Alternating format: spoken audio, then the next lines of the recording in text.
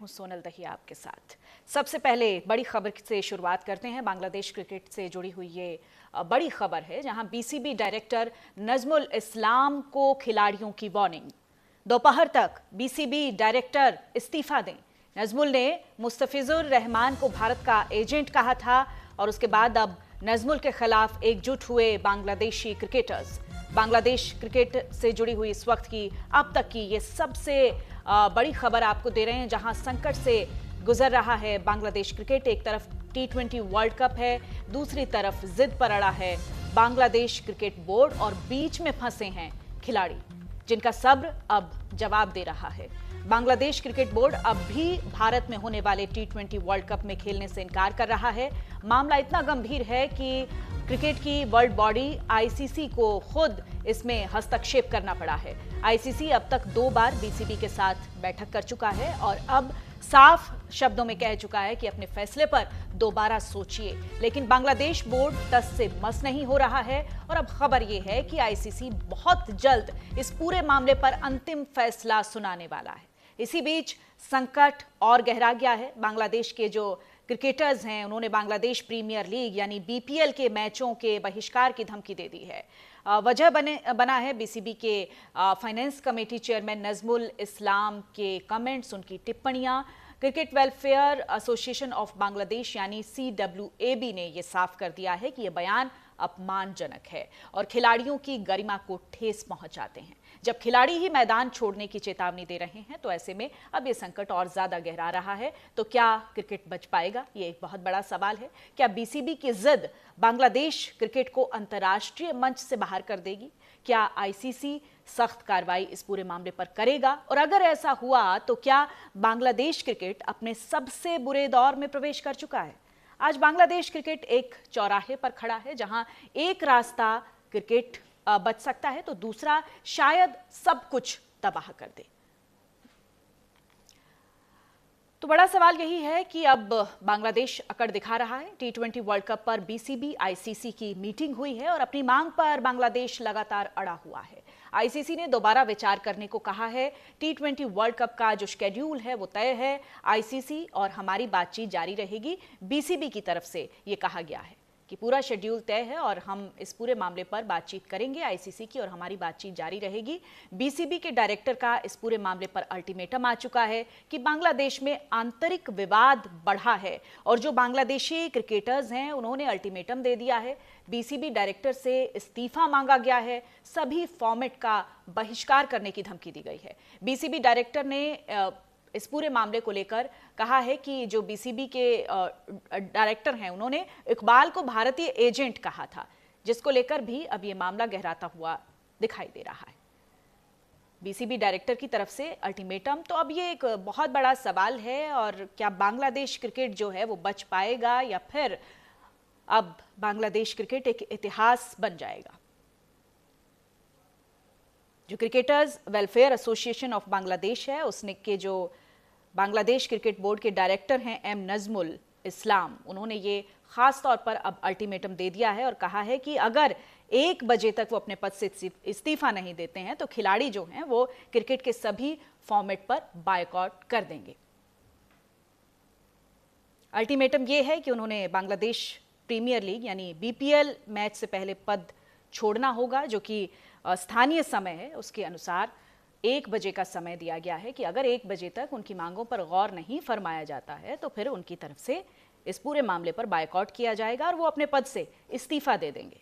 तो क्या बांग्लादेश क्रिकेट बच पाएगा? क्या खत्म होने वाला है बांग्लादेश क्रिकेट? ये एक बड़ा सवाल है। हालांकि इस पूरे मामले पर जो बीसीबी है, उनके जो डायरेक्टर हैं M नजमुल इस्लाम, उनका जो कमेंट आया है उस पर वो भी काफी अफसोसनाक है। हमारे साथ खेल पत्रकार गोल्डी सहगल इस वक्त जुड़ गए हैं, उनसे इस पूरे मामले पर पूरी जानकारी लेते हैं।